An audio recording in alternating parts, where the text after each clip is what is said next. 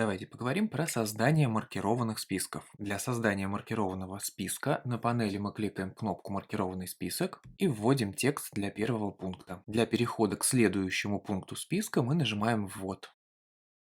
Если нам требуется добавить пункт в середине списка, мы ставим курсор мыши в позицию, предшествующую нашему новому пункту, и нажимаем «Ввод».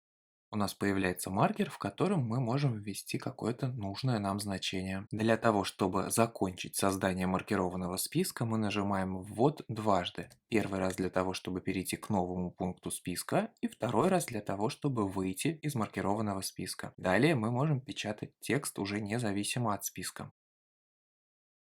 Существующий текст также можно превратить в маркированный список. Для этого нам необходимо выделить текст и нажать кнопку «Маркированный список» на панели. Пункты добавились в тех местах нашего списка, где начинается новая строка. Давайте разобьем такой список на большее количество пунктов. Кликаем перед словом «груши» и нажимаем «Ввод». Аналогично поступаем с другими словами. Список готов. Мы можем изменить внешний вид маркера данного списка. Для этого кликаем в выпадающий список около кнопки «Маркированный список» и выбираем те маркеры, которые кажутся нам наиболее подходящими. Еще один способ изменить маркеры – правый клик по любому из них. В открывшемся окошке мы можем выбрать то, что кажется нам приемлемым.